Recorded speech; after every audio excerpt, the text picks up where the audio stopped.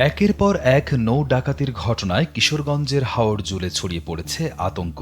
গরু ব্যবসায়ী, হাঁস ব্যবসায়ী, পর্যটকবাহী ট্রলার, এমনকি লাশবাহী নৌকাও রক্ষা পাচ্ছে না। নিরাপত্তা জোরদারের দাবি উঠলেও বাস্তব পরিস্থিতি নিয়ে প্রশ্ন থেকেই যাচ্ছে। একসময় সন্ধ্যার পরও কিশোরগঞ্জের হাওরের নদীপথ ছিল মানুষের ব্যস্ত চলাচলে মুখর। এখন সূর্য ডোবার আগেই ফাঁকা হয়ে যায় নদী। সাম্প্রতিক সময়ে একের পর এক নৌ ডাকাতির ঘটনায় সবার মধ্যে আতঙ্ক ছড়িয়ে পড়েছে। গত ৭ জুলাই করিমগঞ্জের নোয়াগাঁও সুইচগেট এলাকায় ১৫ দিনের এক শিশুর মরদেহ নিয়ে বাড়ি ফেরার সময় স্বজনদের নৌকায় হামলা চালায় ডাকাতেরা।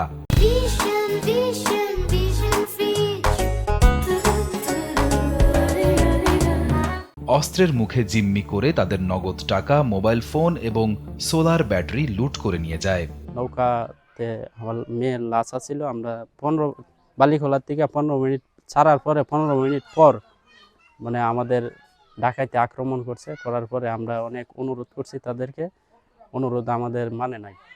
তারা মুখ ঠোক বাইদা ওইটা গেছে গা।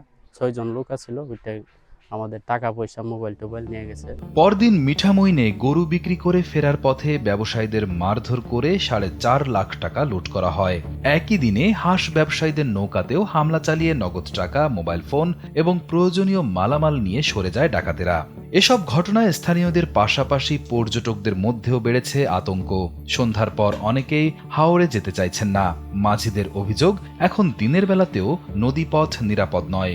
আমরা বাড়ি এলাকার থেকে প্রতিদিন কিশোরগঞ্জ গিয়ে আমাদের কাজ করে আমরা বাড়িতে আসতে পারি। দেখা গেছে 7টার সময় হইতে পারে, 8টার সময় রাত হইতে পারে, আমাদের কোনো সমস্যা ছিল না। এই 2 বছর যাবৎ এই কাজটা হচ্ছে, এনে ডাকাতি হচ্ছে।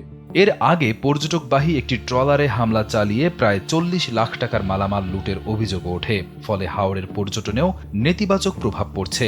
জীবনে শুনছি লজ ডাকাতি হয়েছে, গাড়ি ডাকাতি হয়েছে, নৌকা ডাকাতি হয়েছে, এই লাশের নাও ডাকাতি হয়েছে শুনছি না, এখন শুনলাম বা দেখলাম লাশের নাও ডাকাতি হয়েছে।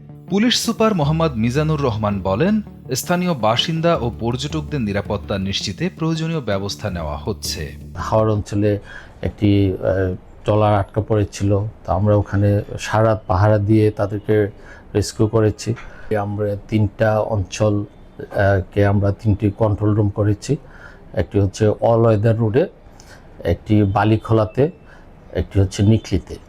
তো বেসিক্যালি এই 3টি অঞ্চলে মানুষ ঘুরতে আসে।